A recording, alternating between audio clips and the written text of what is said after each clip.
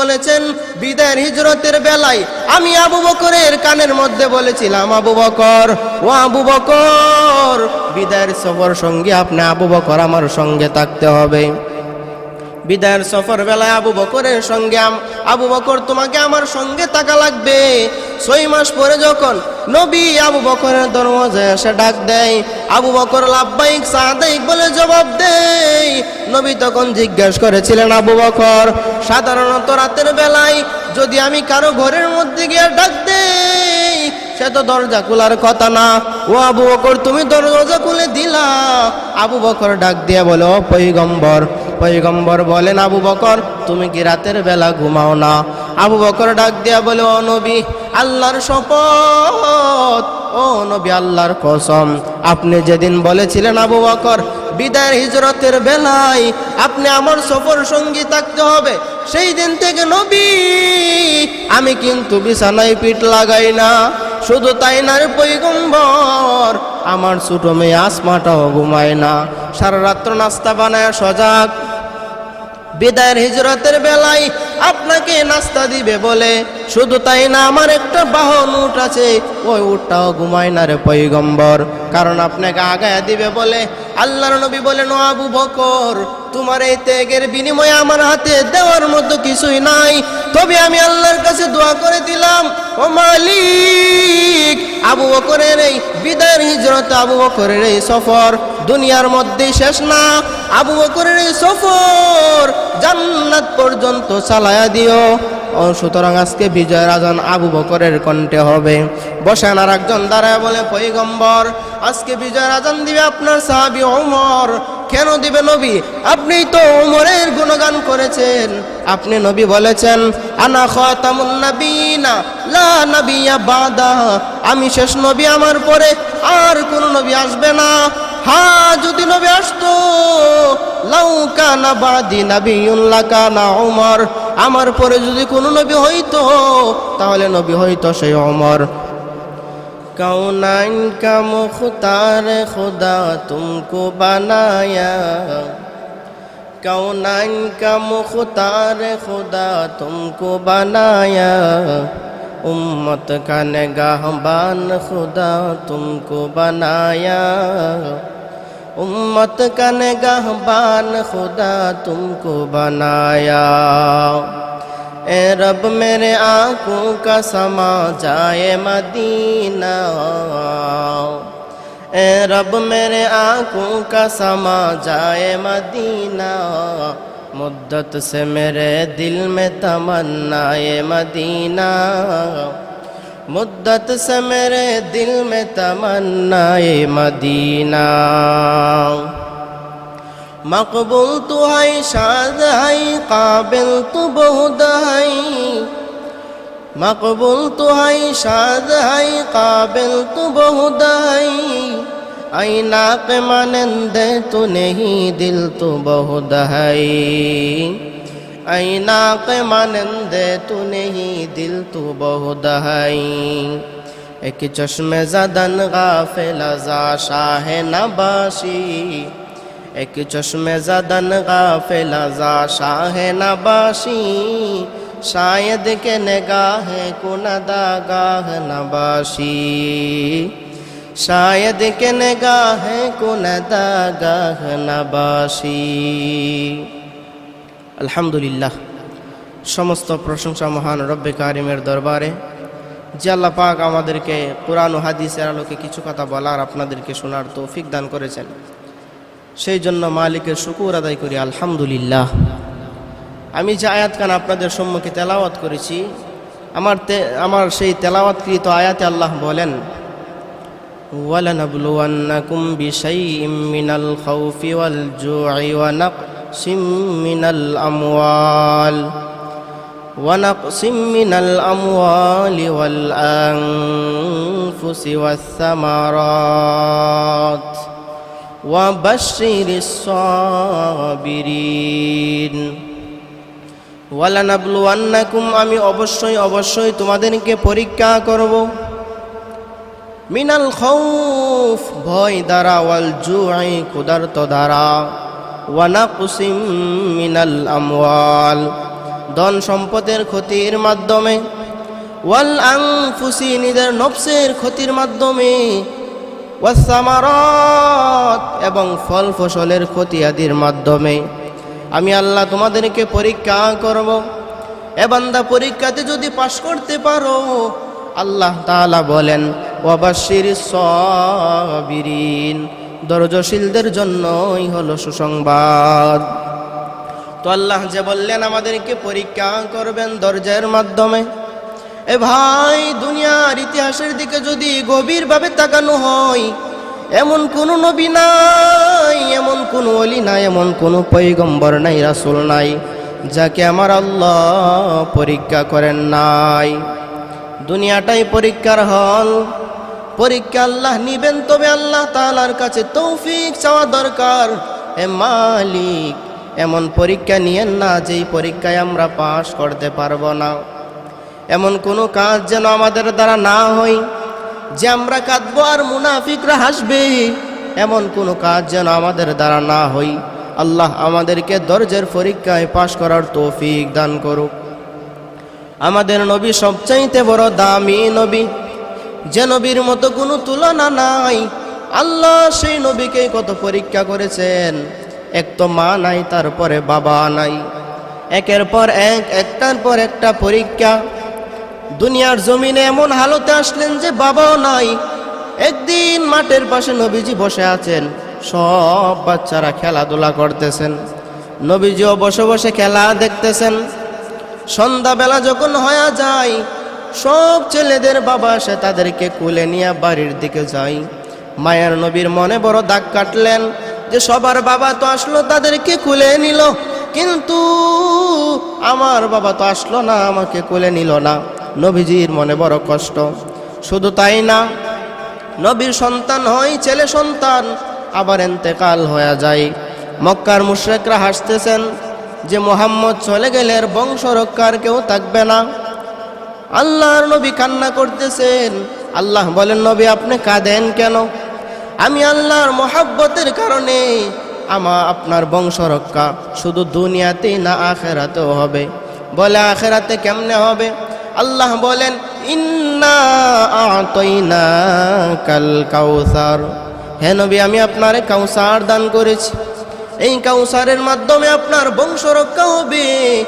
আর যারা দুনিয়াতে আপনার কান্না দেখে হাসছিল, ওরা মরে গেলে ওদের নাম অস্তিত্ব বিলীন হয়ে যাবে, কেউ তাদের নাম পর্যন্ত ঘৃণায় মুখে আনবে না।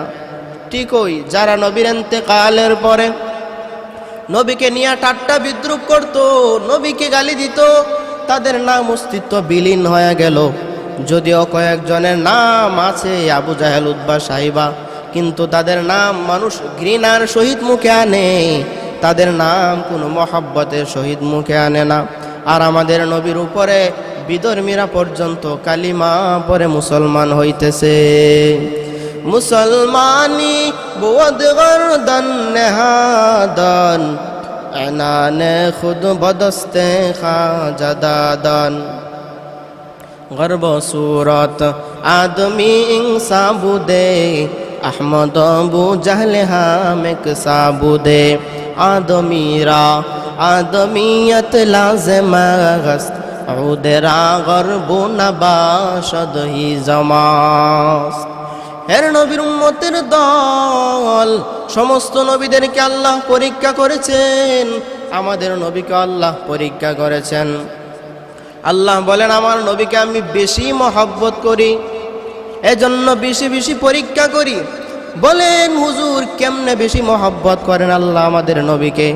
আল্লাহ বলেন, আদম আলাইহিস সালাম আমার বন্ধু, ইব্রাহিম নবী আমার বন্ধু, মূসা নবী আমার বন্ধু, ঈসা নবী আমার বন্ধু, সমস্ত আম্বিয়ায়ে কেরাম আমার বন্ধু, এমনকি মুহাম্মদ হলেন আমার বন্ধু। বলে হুজুর সব নবীরাই যদি আল্লাহর বন্ধু হয়, তাহলে ব্যবধান কোথায়? আমাদের নবীকে আল্লাহ বেশি মহব্বত করেন, এর মধ্যে পার্থক্য কি? বলেন আল্লাহ তাআলা জবাব দিয়া বলেন, সমস্ত আম্বিয়ায়ে কেরাম আমি আল্লাহ পাকের আশিক, আর আমি আল্লাহ হলাম আমার বন্ধু মুহাম্মদের আশিক। ইমামুল আউয়ালিন আল আখিরিন বহরে সদকা রহমাতাল লিল আলামিন। এর নবীর উম্মতের দল, আল্লাহ তাআলা আমাদের নবীকে বেশি বেশি মহব্বত করেন, এজন্য নবীদেরকে বেশি বেশি পরীক্ষা করেন। শুধু তাই না, আল্লাহ তাআলা নবীদেরকে বেশি মহব্বত করেন, শুধু তাই না, আল্লাহ তাআলা সাহাবায়ে কেরামদেরকে অনেক পরীক্ষা করেছেন। বড় বড় সাহাবায়ে কেরামদেরকে আল্লাহ পরীক্ষা করেছেন। কে সেই সাহাবী? তাকায় দেখো হযরত বেলালের দিকে, যেই বেলাল উমাইয়া ইবনে খালফের গোলাম। উমাইয়া ইবনে খালফ অনেক অত্যাচার করত বেলালের। বলতো, রে বেলাল, মুহাম্মদের কালিমা ছেড়ে দাও, মুহাম্মদের কালিমা যদি না ছাড়ো তোমাকে অনেক অত্যাচার নির্যাতন করব। বেলাল নির্যাতন সহ্য করে, কিন্তু মুহাম্মদের কালিমা ছাড়তে রাজি না।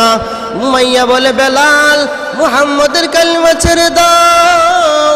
উমাইয়া বলে, না, মুহাম্মদের কালিমা ছাড়ব না। বেলাল বলে, না, মুহাম্মদের কালিমা ছাড়ব না। উমাইয়া বলে, ছেড়ে দাও। বেলাল বলে, ছাড়ব না, ছাড়ব না। এক পর্যায়ে বেলালের হাতে পায়ে রশি লাগাইয়া উত্তপ্ত গরম বালুর মধ্যে টানা হেসরা করে। টানা হেসরার কারণে বেলালের পিঠের চামড়া গুলি কষে রক্ত বের হয়ে যায়। ওই পথ দিয়ে আল্লাহর নবীর সাহাবী আবু বকর রওয়ানা। ডাক দিয়া বলে, ওরে উমাইয়া, বেলালের আর কাঁদায়ও না, বেলালের কান্না সহ্য করা যায় না রে উমাইয়া, বেলালের আমার কাছে বিক্রি করে দাও। উমাইয়া বলে, না, বেলালের বিক্রি করা হবে না।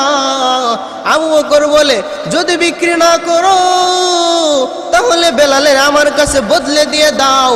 তোমাদের এক লাইনের গোলাম আমার কাছে আছে, তারে নিয়ে যাও। আমাদের ঈমানওয়ালা বেলালের দাও। একথা বলার পরে বেলালের নিয়ে নবীর সামনে হাজির করলেন। ও পয়গম্বর, সে আপনার সাহাবী বেলাল, যেই বেলাল উমাইয়ার অত্যাচার থেকে আমি নিয়ে আসলাম। এত অত্যাচার সহ্য করার পরও বেলাল ইসলাম ধর্মের কালিমা ছাড়ে নাই, মুহাম্মদকে বলে নাই, আপনাকে বলে নাই রে নবী। নবী বলে, ও বেলাল, আয় আয় আয় আয়, এমন কি আমল তুমি আল্লাহর দরবারে করো যে আমল করার কারণে মেরাজের রাত্রিতে জান্নাত জাহান্নাম ঘুরে আসলাম। ওইখানেও গিয়া বেলাল তোমার পায়ের আওয়াজ পাইলাম।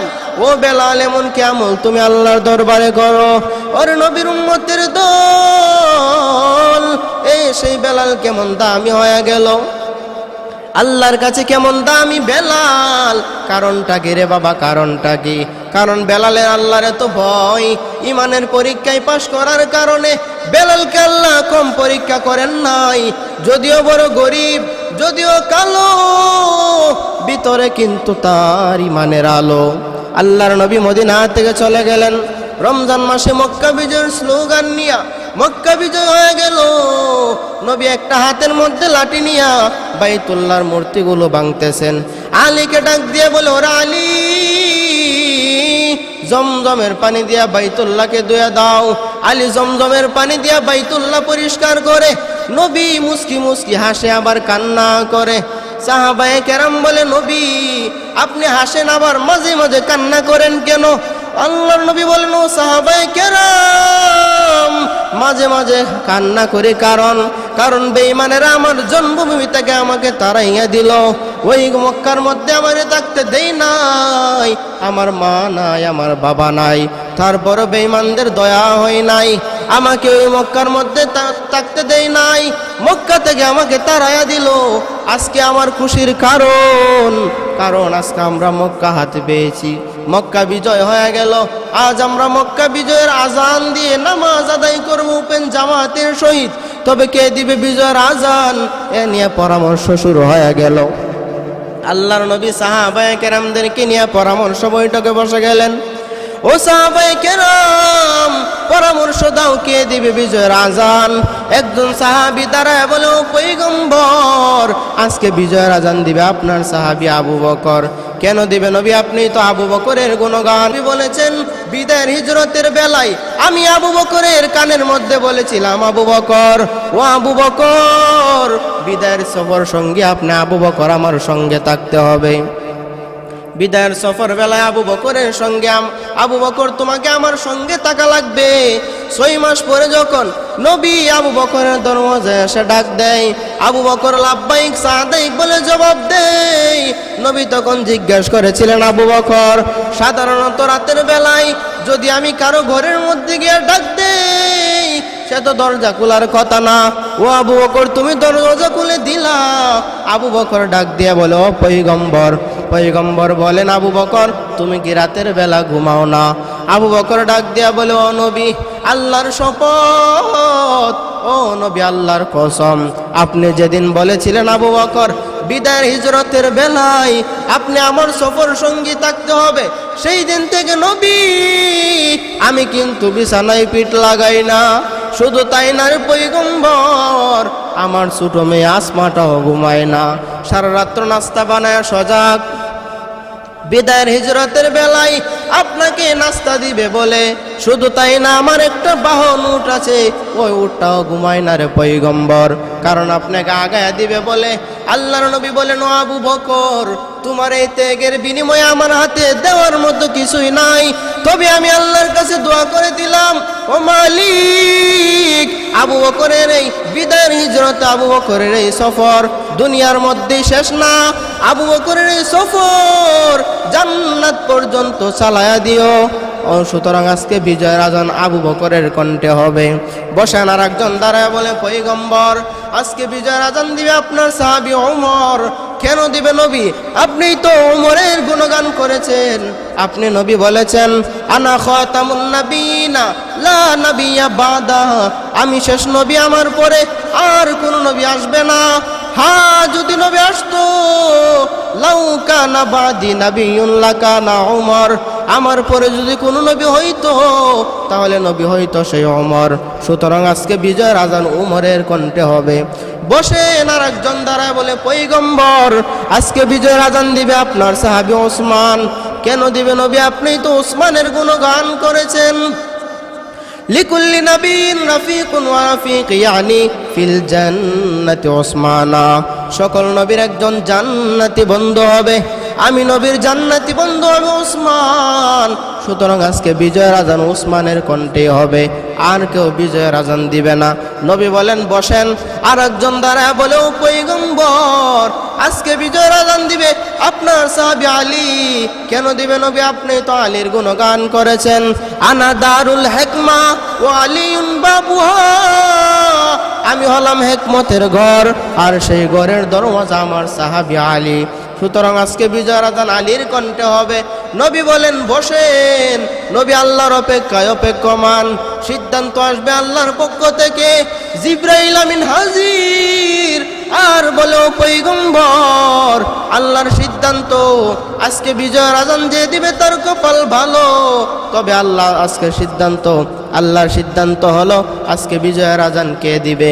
আল্লাহর সিদ্ধান্ত হলো আজকে বিজয়ের আজান নবী হযরতে আবু বকরের কণ্ঠেও হবে না, আজকে বিজয়ের আজান হযরতে ওমরের কণ্ঠেও হবে না, আজকে বিজয়ের আজান উসমানের কণ্ঠেও হবে না রে নবী, আজকে বিজয়ের আজান আলীর কণ্ঠেও হবে না রে পয়গম্বর। আল্লাহর সিদ্ধান্ত হলো আজকে বিজয়ের আজান যে দিবে তার কপাল কতই না ভালো।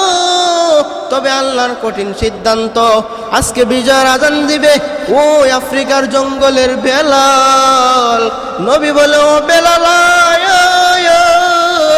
তোমার প্রতি আল্লাহর এত মায়া কেন বুঝি না? আল্লাহ তোমাকে এত ভালোবাসো কেন বুঝি না? ও বেলাল আজকে বিজয়ের আজানটা বেলাল তোমার কণ্ঠেই হবে। ওরে নবীর উম্মতের দল, কে সেই বেলাল?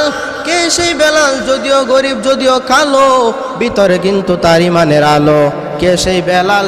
বেলাল কেন আল্লাহর কাছে এত প্রিয়? শুধুমাত্র আল্লাহ যে পরীক্ষা করেছেন, ওই পরীক্ষাতে পাশ করার কারণে বেলাল এত দামি হয়ে গেল। ওরে মুমিন ধৈর্য ধারণ করো, ধৈর্যের পুঁজি নিয়ে সামনে আগাও। ধৈর্যের পুঁজি যদি দিয়ে সামনে আগাইতে পারো, ধৈর্য ধারণ যদি করতে চাও, তাহলে প্রথমে আল্লাহ তাআলার ইবাদত বন্দেগী বেশি বেশি করে করো। আল্লাহর ইবাদত বেশি বেশি করে করো। আল্লাহ বলেন ওয়ামা খালাকতুল জিন্না ওয়াল ইনসা ইল্লা লিয়াবুদুন, আমি মানুষ এবং জিন জাতি বানাইলাম একমাত্র আমি আল্লাহর ইবাদত বন্দেগী করার জন্য। আল্লাহ বলে বান্দা আমি তোমাদেরকে বানাইলাম একমাত্র আমি আল্লাহর ইবাদতের জন্য, আর পৃথিবীর যা কিছু সৃষ্টি করেছি সব তোমাদের খেদমত আর উপকারের জন্য। বলে হুজুর কেমনে আমাদের উপকারের জন্য আল্লাহ বানাইলেন, কেমনে আমাদের খেদমতের জন্য বানাইলেন? পশু পাখি আমাদের খেদমত কিভাবে করবে? আল্লাহ তাআলা বলেন তোমাদের খেদমতের জন্য বানাইলাম। কিভাবে আমাদের খেদমতের জন্য বানাইলেন? বলে তাকায় দেখো, একটা গরুর দিকেই তাকায় দেখো, সেই গরুটা তোমাকে গরুটা তোমাকে কত মানে। তুমি গরু দিয়া তুমি ক্ষেত চাষ করাও, ওই গরুটা ঠান্ডা পানির মধ্যে শীতের দিন ঠান্ডা পানি আর কাদার মধ্যে গরুটারে লামাইয়া দাও শুধুমাত্র লাঙ্গল টানার জন্য। সুতরাং গরু তোমাদের উপকারের জন্য আসে। শুধু তাই না, ওই গরুর দুধ পান করে তুমি মানুষ কত উপকৃত হও। যখন গরুর দুধ দোহন করো, বাছুরটারে টান দিয়া ধরে রাখো, বাছুরটার সামনে তার মায়ের স্তন থেকে দুধ দোহন করো, বাছুরটা তখন হাউমাউ করে কান্না করে আর বলে ও মা আমার দুধ তো সব নিয়ে যাচ্ছে, আমি কিভাবে খাবো, আমি বড় ক্ষুধার্ত। মা তখন জবাব দে ওরে বাছুর কান্না করবি না, এরা হলো আশরাফুল মাখলুকাত, এদেরকে আল্লাহ বানাইলেন আল্লাহর ইবাদতের জন্য আর আমাদেরকে বানাইলেন এদের খেদমতের জন্য। সুতরাং কোন রকম বেয়াদবি করা যাবে না। ওরে বাছুর ওরা নিয়ে যা থাকবে তা নিয়েই তুই পেট ভরে খাবি। এজন্য একটা গরু মানুষের কত উপকারে আসে। শুধু তাই না রে মুমিন, একটা কুকুরের দিকে তাকায় দেখো, সেই কুকুরটা মানুষের কত উপকার করে। রাতের বেলা তুমি ঘুমাও কিন্তু কুকুরটা কিন্তু ঘুমায় না, সারা রাত্র তুমি ঘুমাও, ফজরের নামাজটাও পড়ো না। আল্লাহ বলে রে বান্দা আমি তোকে জোহরে ডাকলাম পাই নাই, মাগরিবে ডাকলাম পাই নাই, আসরে ডাকলাম পাই নাই, এশারে ডাকলাম পাই নাই, ফজরে ডাকলাম পাই নাই। হ্যাঁ যদি সব ওয়াক্ত নামাজের মধ্যে পাওয়া যায়, কিন্তু ফজরের ওয়াক্তে কিন্তু কাউকেই খুঁজে পাওয়া যায় না। আমার মসজিদের কথাই বললাম, 5 ওয়াক্ত নামাজের মধ্যে মুসল্লি আলহামদুলিল্লাহ 3 কাতারের মতো হয়ে যায়, কিন্তু ফজরের নামাজের রক্ত 1 কাতারও ভালোভাবে ভরে না। ফজরের নামাজ কেমন গুরুত্বপূর্ণ আল্লাহ তাআলা বলেন আকিমুস সালাতা লিদুলুকিশ শামসি ইলা গাসাকিল লাইলি ওয়া কুরআনাল ফাজর ইন্না কুরআনাল ফাজরি কানা মাশহুদা। ওরে মুমিন, কোন নামাজের কথা কোরআনে আলাদাভাবে বলা নাই, কিন্তু ফজরে তো গুরুত্বপূর্ণ নামাজ, যে নামাজের কথা কোরআনে আলাদাভাবে বলা হয়েছে। ফজরের কেমন গুরুত্ব বলে আকিমুস সালাতা লিদুলুকিশ শামসি ইলা গাসাকিল লাইলি ওয়া কুরআনাল ফাজর ইন্না কুরআনাল ফাজরি কানা মাশহুদা। ফজরটা হলো ইমানের সাক্ষী নামাজ। ফজরের রক্ত একদল ফেরেশতারা আসমান থেকে জমিনের মধ্যে নামে, আর একদল ফেরেশতারা জমিন থেকে আসমানের মধ্যে যায়। ওই ফেরেশতারা ফজরের মুসল্লিদেরকে দেখা যায়। যেদিন মিজান কায়েম হবে, আল্লাহর আদালতে দাঁড়ায় সাক্ষী দিবে, আল্লাহ ওই বান্দারে তুমি জাহান্নামের মধ্যে দিও না। কারণটা কি, ওই বান্দা ফজরের নামাজ নিয়মিত আদায় করতো। ফেরেশতারা তখন আল্লাহর আদালতে সাক্ষী দিবে। এই জন্য ফজরের নামাজ কত গুরুত্বপূর্ণ নামাজ। কুকুরটা তোমাকে সারা রাত্র পাহারা দেয় আর তুমি ফজরের নামাজও পড়তে পারো না। শুধু তাই না, কুকুরটা সারা রাত্র ঘুমায় না। তুমি যখন যে কোনো সময় ডাক দাও, কুকুরটা তোমার পিছনে দৌড়ায়। কারণ কুকুর ভালো করে জানে এরা আশরাফুল মাখলুকাত, এদের সঙ্গে বেয়াদবি করা যাবে না। এরা আশরাফুল মাখলুকাত, এদেরকে আল্লাহ বানাইলেন একমাত্র আল্লাহর ইবাদতের জন্য, আর আমাদেরকে বানাইলেন এদের খেদমত করার জন্য।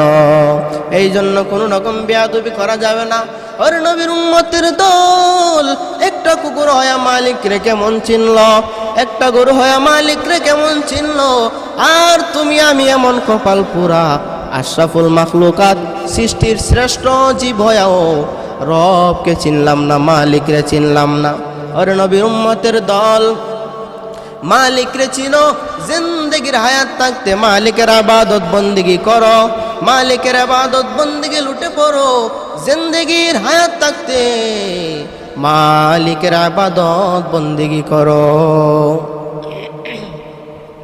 जिंदगी में बंदगी तू करना है, जिंदगी में बंदगी शर्मिंदा है, जिंदगी पे बंदगी शर्मिंदा है, जिंदगी में बंदगी तू करना है, जिंदगी पे बंदगी शर्मिंदा है, जिंदगी पे बंदगी शर्मिंदा है।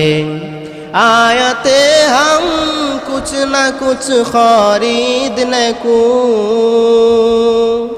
जैसे हूँ रोशन मेरे कल्बो रूह। आए थे हम कुछ न कुछ खरीदने को, जैसे हूँ रोशन मेरे कल्बो रूह। और न कोई चारा तू जहाँ मैंने है, और न कोई चारा तू जहाँ मैंने है, जिंदगी में बंदगी तू करना है, जिंदगी पे बंदगी शर्मिंदा है, जिंदगी पे बंदगी शर्मिंदा है। दुनिया में हूँ दुनिया का तलबगार ना हूँ, बाजार से गुज़रे हूँ खरीदार ना हूँ। दुनिया में हूँ दुनिया का तलबगार ना हूँ, बाजार से गुज़रे हूँ खरीदार ना हूँ। ए दुनिया एक मिसल कागज़ फूल है, ए दुनिया एक मिसल कागज़ फूल है, जिंदगी में बंदगी तू करना है, जिंदगी पे बंदगी शर्मिंदा है, जिंदगी पे बंदगी शर्मिंदा है। এর নবীর উম্মতের দল, আল্লাহ তাআলার ইবাদত বন্দেগী করো। আল্লাহ তাআলার ইবাদত বন্দেগী যদি করতে পারো, তাহলে আল্লাহ তাআলার ইবাদত বন্দেগী যদি করতে পারো, ধৈর্য ধারণ করা বড় সহজ, আর না হয় আল্লাহর পরীক্ষা বড় কঠিন। আল্লাহর পরীক্ষায় পাশ করা বড় কঠিন। তাকায়া দেখো ফেরাউনের কন্যার দাসী, ফেরাউনের কন্যার দাসী, তার ফেরাউনের কন্যার মাথার চুল আশ্রাইতেছিল। হঠাৎ হাত থেকে যখন চিরুনিটা মাটিতে পড়ে যায়, বিসমিল্লাহ বলে চিরুনি মাটি থেকে উঠাইলেন। তখন মাটি থেকে যখন বিসমিল্লাহ বলে যখন চিরুনি উঠাইলেন, তখন ফেরাউনের কন্যার দাসী, ফেরাউনের কন্যা তেলে বেগুনে জ্বলে উঠল। ওই কবর ফেরাউনের কানে যখন পৌঁছল, বলল, ফেরাউন, আমার দাসী তো মূসার রবকে রব বলে স্বীকার করে নিয়েছে, এই জন্য তাকে শাস্তি হওয়া দরকার। সে তো আপনাকে রব বলে স্বীকার করে না। ফেরাউন বলেন, ও দাসী, আমাকে রব বলে স্বীকার করো, তাহলে তোমাকে এই দিব সেই দিব। কিন্তু দাসীর বড় ইমানের পাওয়ার, সে কিন্তু ফেরাউন রে রব বলে স্বীকার করতে রাজি না। সে বলে, আমার ইমান বড় শক্ত, তোর মতো বেঈমান রে আমি রব বলে কোনোদিনও স্বীকার করব না। ফেরাউন এক ডেগের মধ্যে তেল গরম করলেন, দাসীর একটা বাচ্চাকে নিয়ে যখন তেলের মধ্যে ছেড়ে দেয়, তখন বললেন, ও দাসী, যদি ঈমান আমার উপরে না আনো, তাহলে তোমার সন্তানদেরকে এক এক করে ফেলে দিব। এরপরে যখন দ্বিতীয় বাচ্চাকে ফেলে দেওয়া হয়, এক পর্যায়ে তৃতীয় বাচ্চাকে যখন ফেলে দিবে, তৃতীয় বাচ্চা বলে, ও মা, যদিও দেখো এটা আগুন, উত্তপ্ত তেল, আসলে কিন্তু এটা আগুন না, আল্লাহ ফুলের বাগান বানায় দিয়েছেন। ও মা, আমরা তো জান্নাতে চলে যাচ্ছি, ডাইরেক্ট জান্নাত। ও মা, কোনো ধৈর্য ধারণ করো, ধৈর্যের পুঁজি নিয়ে সামনে আগাও, তুমিও জান্নাতে চলে আসবে। তাহলে ওই যুগের দাসীর কত বড় ইমানের পাওয়ার ছিল। আল্লাহর কাছে কান্না করো মুমিন, ও রব আমাদেরকে ধৈর্য ধারণ করার তৌফিক দাও। ও আল্লাহ, আমরা তো সাহাবীদের মতো ঈমানওয়ালা না, আমরা তো তাবিঈদের মতো ঈমানওয়ালা না, আমরা তো তাবিঈদের মতো ঈমানওয়ালা না, আপনার বন্ধুদের মতো ঈমানওয়ালা না, আমরা তো দুর্বল ঈমান। আমায় আল্লাহ আমাদেরকে অনেক বড় বড় পরীক্ষা করিয়েন না। ও দয়ার রব, আমাদেরকে ধৈর্য ধারণ করার তৌফিক তুমি দান করিও। আয় আল্লাহ, বড় বড় পরীক্ষা আমাদের দ্বারা নিয়েন না, আমরা তো বড় দুর্বল ঈমান, আমরা পাশ করতে পারবো না। আয় আল্লাহ, আল্লাহ সবাইকে ধৈর্য ধারণ করার তৌফিক আল্লাহ দান করুক। যতটুকু আলোচনা করলাম, আল্লাহ প্রথমে আমাকে, তারপর আপনাদের সকলকে আমল করার তৌফিক আল্লাহ দান করুক। আমিন। ওয়া আখির দাওয়ানা আনিল হামদুলিল্লাহি রাব্বিল আলামিন। হুজুরের পরবর্তী ওয়াজ আসিতেছে আমাদের ইউটিউব চ্যানেলে, তাই সাবস্ক্রাইব করে সাথেই থাকুন।